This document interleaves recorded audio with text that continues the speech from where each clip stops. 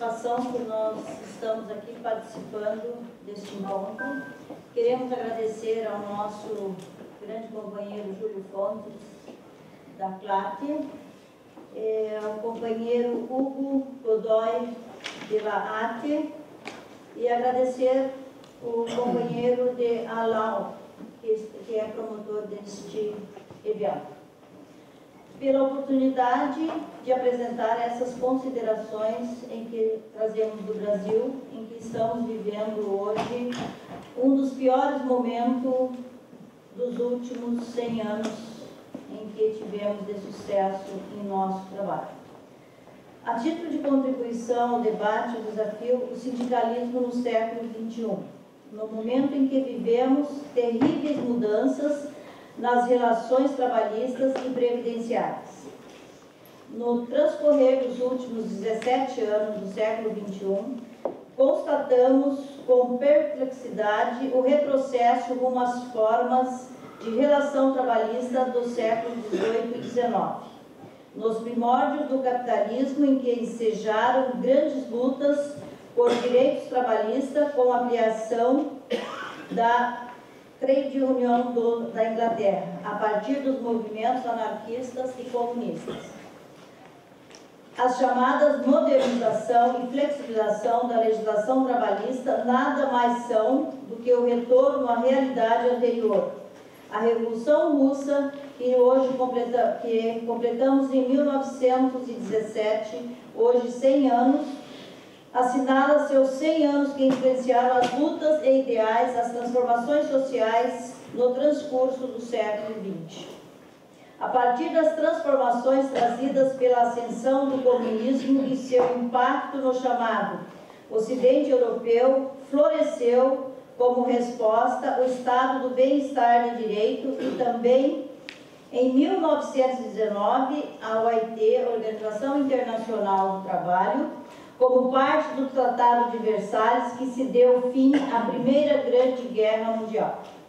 O estado de bem-estar social nasceu como um contraponto à ideologia comunista, oferecendo regras mais civilizadas ou menos selvagens nas relações trabalhistas, alguma proteção social e algumas compensações para neutralizar o avanço ideário comunista que se espraiava a partir do Manifesto Comunista de Marx e Engels, lançados em 21 de fevereiro de 1848. Entre estas concessões estava a jornada de 8 horas de trabalho, auxílio, desemprego e assistência à saúde. O Manifesto Comunista se transformou rapidamente num tratado político de maior influência mundial e numa bússola para orientar e influenciar o nascente sindicalismo.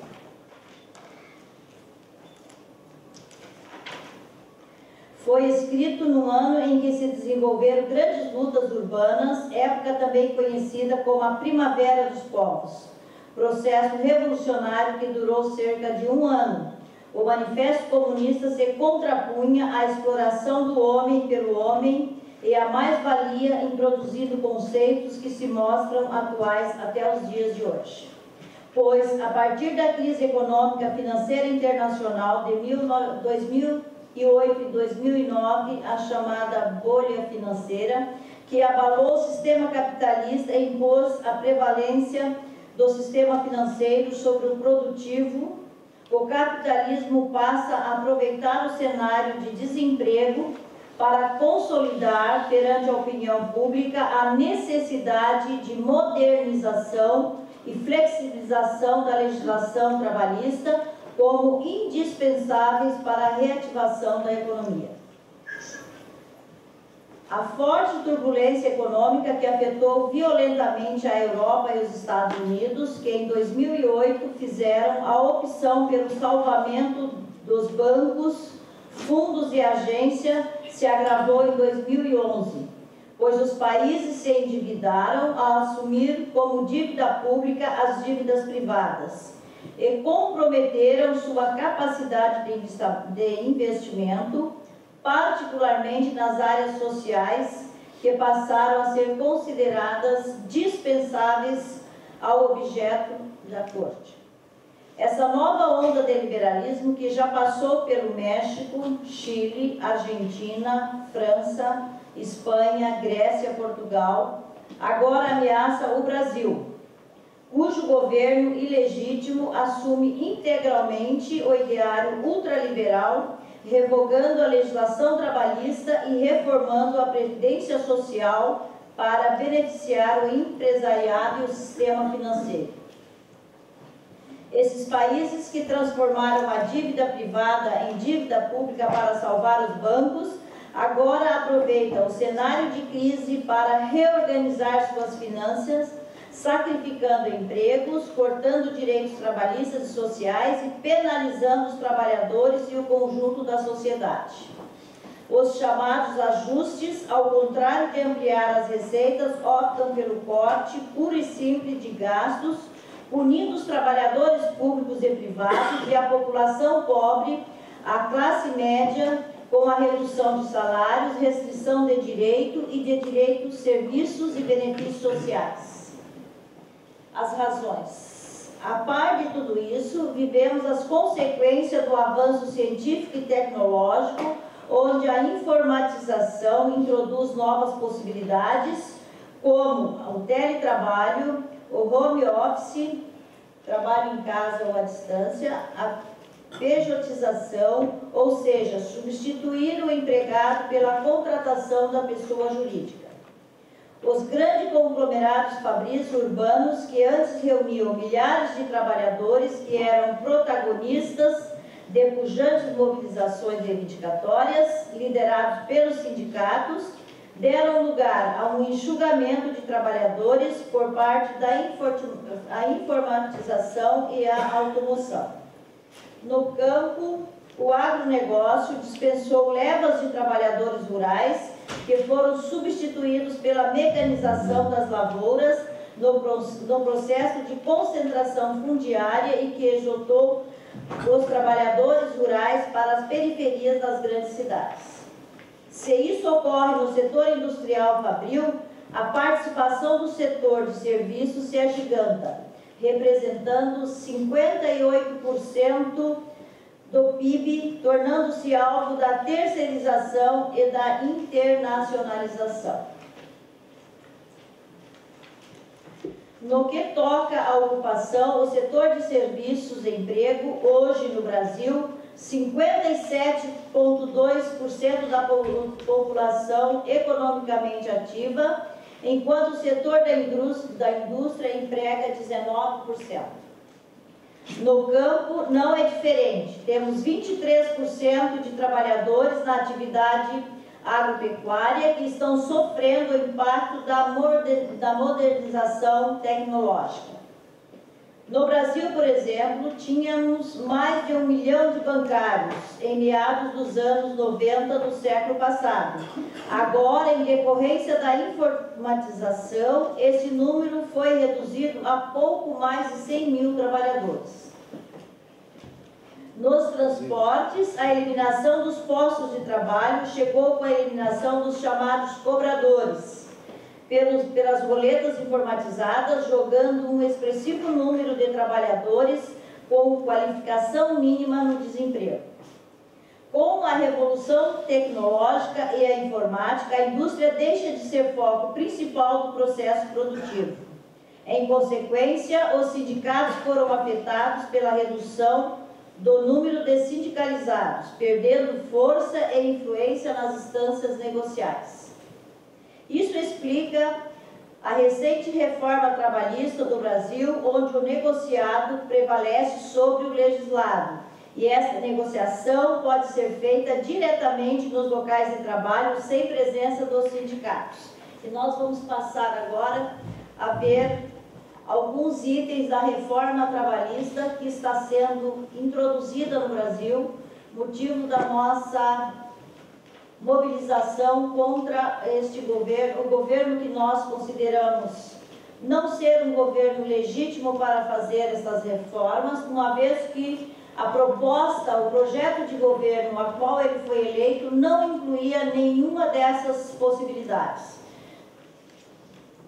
A jornada intermitente. A jornada hoje é limitada em 8 horas diárias, 44 semanais e 20 horas mensais, podendo haver até 2 horas extras por dia.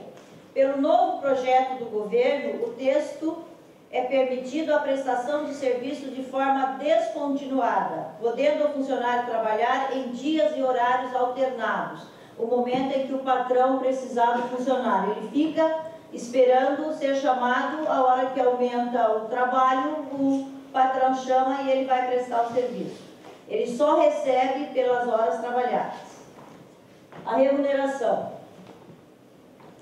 Atualmente, a remuneração por produtividade não pode ser inferior à diária correspondente ao piso da categoria ou ao salário mínimo. A proposta do governo é, com a reforma trabalhista, o empregado paga somente pelas horas efetivamente trabalhadas. O contrato de trabalho nessa modalidade deve ser firmado por escrito e conter o horário da hora a ser trabalhada. O trabalho remoto. Atualmente, a legislação não contempla essa modalidade de trabalho. Porém, com a reforma trabalhista, tudo que o trabalhador usar em casa será formalizado com o patrão via contrato, como equipamentos e gasto com energia, internet, e o controle do trabalho será feito por tarefa. O descanso. Hoje, na nossa legislação, o trabalhador que atua em regime de trabalho de 8 horas diárias tem direito a 1 hora de almoço. Pelo projeto do governo, o intervalo passa a ser de 30 minutos. As férias. As férias, nós tínhamos as férias de 30 dias com um acréscimo de 1/3 no valor do salário. Hoje, ela poderia ser parcelada em período que não poderia ser menor do que 10 dias e um período no mínimo de 20 dias. Ela era em 2 turnos. Agora ela pode ser dividida e pode ser inferior a 14 dias, e a reforma também proíbe o início das férias, caso ocorra feriados, qualquer problema. Ele não pode incluir esses feriados, esses dias nas férias. Ele terá que começar as férias antes do feriado. O feriado deverá estar incluído nas férias. O trabalho temporário. O texto retira as alterações das regras relativas ao trabalho temporário. E a lei da terceirização, sancionada em março, já havia mudado as regras do tempo máximo de contratação. Que nós, lá no Brasil, nós tínhamos 3 meses, que era o tempo de experiência no posto de trabalho. Agora ele pode ficar 180 dias e prorrogável por mais 90 dias. Então ele fica 9 meses no trabalho, sendo que, se ele for dispensado, ele não terá direito a férias, não terá direito a 13º, a nenhum benefício que a legislação até hoje permitia. Agora nós vamos falar sobre a terceirização. Tá. O avanço em todos os nossos países à sombra da terceirização ilimitada, que avança das atividades meios para as atividades fim das empresas e serviços públicos. No Brasil, foi recentemente aprovada a terceirização ilimitada, que possibilita a subcontratação de ponta a ponta, inclusive nos serviços públicos. No Brasil, a lei de terceirização pode ser todo o serviço terceirizado, inclusive presídios, educação, saúde, todas as áreas poderão ser terceirizadas. Essa ameaça, que agora se torna concreta, aponta para a eliminação dos trabalhadores, servidores públicos e trabalhadores estatais em todos os setores da administração. Comprovadamente, os salários é 27% menor do que os servidores efetivos, porque o trabalhador, a empresa que vai terceirizar, ela vai ter que oferir lucros e ela vai tirar do salário do trabalhador. Quem vai pagar é o trabalhador. A medida que estabelece uma quarentena de 18 meses para o trabalhador que for contratado para uma empresa terceirizada, ele tem que cumprir 18 meses fora da empresa para retornar. Então, com isto, o que nós acreditamos é que vai haver um rodízio muito grande, uma mudança muito grande nos trabalhadores e a continuação do trabalho público ficará totalmente prejudicada. Nós temos um outro problema no Brasil, que é nós recebemos a contribuição sindical, que para os servidores públicos ela ainda não tem a concretização, porque muitos governantes não querem os sindicatos fortes. E o novo projeto do governo extingue totalmente a contribuição sindical. Não deixa nenhuma margem para que isso possa continuar. Ela passa a ser opcional e que tira muitas atividades do sindicato e aí passa a ser o sindicato perder toda a sua importância junto aos sindicalizados. A demissão. Atualmente, as leis trabalhistas prevê demissão nas seguintes situações: solicitação do funcionário por justa causa ou sem justa causa. Apenas no último caso, o trabalhador tem acesso ao fundo de garantia por tempo de serviço.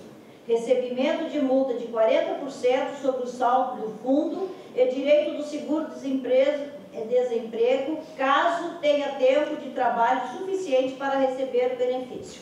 Pela nova proposta do governo, o contrato de trabalho poderá ser extinto de comum acordo, com pagamentos da metade do aviso prévio e metade da multa de 40% sobre o saldo do fundo de garantia.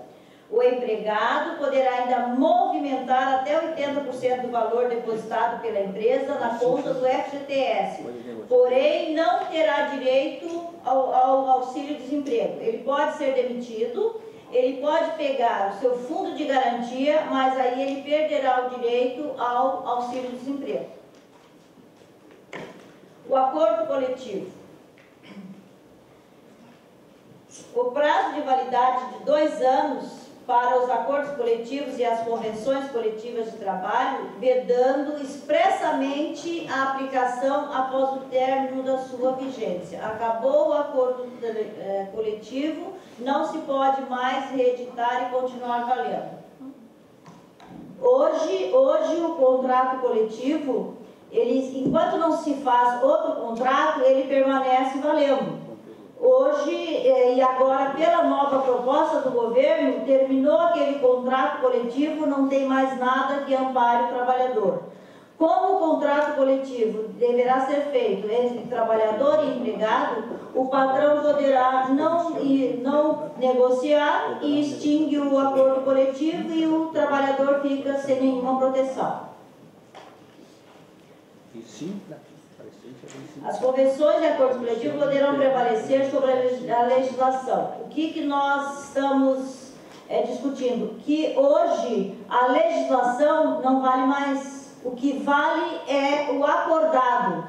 Faz um acordo entre patrão e trabalhadores, a lei não pode sobrepor. O que vale é o negociado sobre o legislado.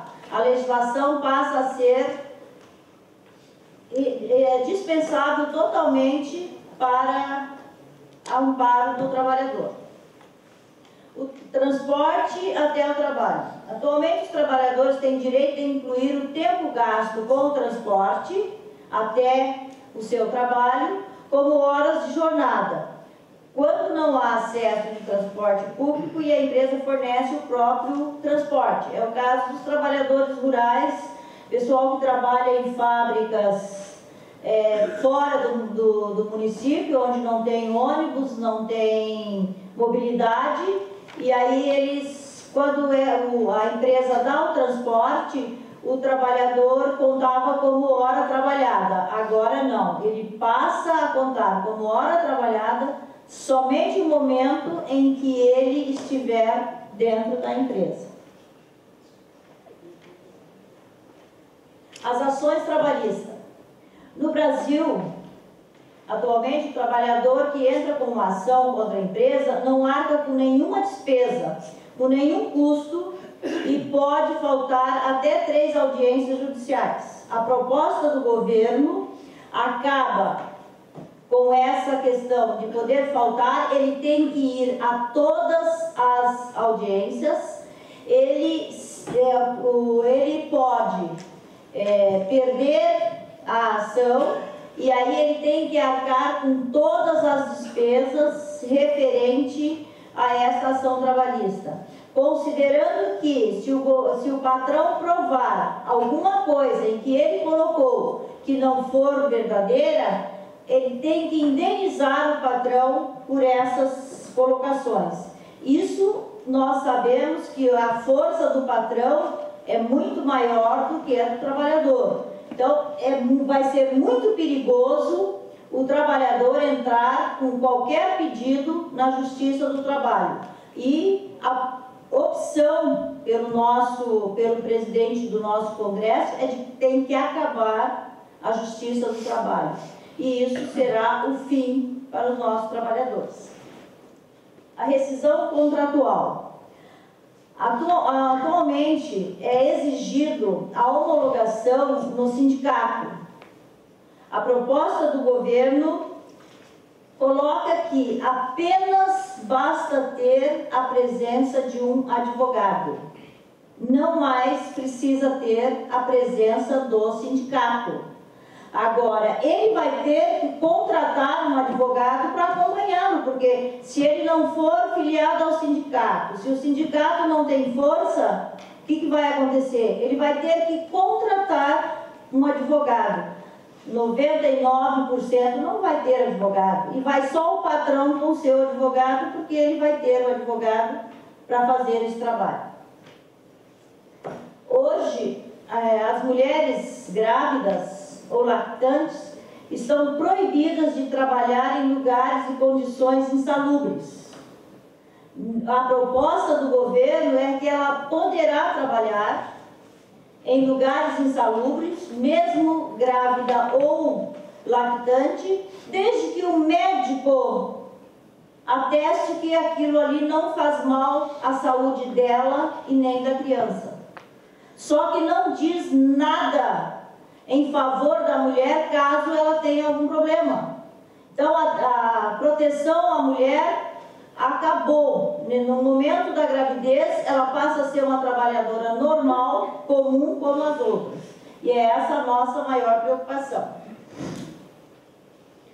A jornada de trabalho que hoje nós temos 8 horas diárias e 44 semanais, o governo passa para o limite diário de 12 horas e 220 horas semanais.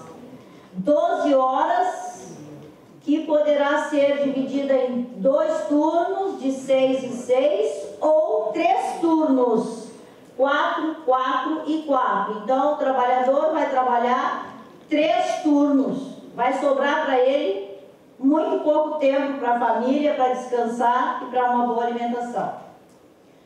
O fim do acordo coletivo. A Justiça decidiu que quando um acordo coletivo estava vencido, o último acaba valendo. O Supremo Tribunal Federal, porém, reviu essa decisão. E a proposta do governo prevê que as partes podem concordar com a extensão de um acordo coletivo após a sua expiração. O patrão vai forçar a continuar com aquele acordo que lhe é favorável e o trabalhador, como força mais fraca, ou concorda ou deixa a empresa. E é essa a nossa posição, em que o trabalhador fica totalmente desprotegido também nessa situação. O registro do livro ponto, do relógio ponto, como chamam hoje no Brasil, ele é obrigatório. A proposta do governo é que passa a valer a anotação do patrão. Se ele tem hora extra, o patrão vai pagar, se ele tiver boa fé. Se não tiver, vai dizer, não, aquela hora que você trabalhou não vale e não vou pagar. Não existe mais registro de horas extras. Com a hora extra, com o horário normal passa para 12 horas, quem é que vai conseguir fazer hora extra? Ninguém. E aí isso realmente preocupa toda e qualquer situação que venha a acontecer neste trabalho, que o trabalhador, dependendo do trabalho que ele vai fazer, não tem força física que suporte uma carga horária desse tamanho. O que está muito preocupante é o trabalho, a reforma do trabalhador rural, que prevê total insegurança jurídica, visto que ele prevê que o trabalhador possa ser remunerado com casa e comida. Não prevê a lei de casa e comida. Se o patrão acreditar que o trabalhador merece, ele vai pagar. Se não, ele vai trabalhar com a comida e a moradia, considerando que o trabalho rural também deixa de ter os privilégios da Previdência ou os direitos previdenciários e passa a ser um trabalhador comum. Condição de trabalho, o que mais nos preocupa é que, aonde for trabalhadores que tenha apenas 20 funcionários, o patrão não precisa colocar nem refeitório, nem banheiro e nem local para descanso à sombra. Ele vai ficar à mercê do sol, da chuva, do frio. Ele vai comer com o prato na mão e o banheiro, não sei o que ele vai fazer, tá? E isso é uma das penalidades, é uma das pérolas deste governo que nós não reconhecemos, não podemos admitir, mas que está lá e quer fazer essa reforma. Diante dessa situação, nós da CSPB tivemos, dia 28 de abril, uma grande manifestação em que nós colocamos 40 mil trabalhadores na rua, 40 milhões de trabalhadores na rua, em todas as cidades. Nós conseguimos que parasse todo o transporte coletivo, nós conseguimos que todo o comércio fechasse, os serviços públicos parassem.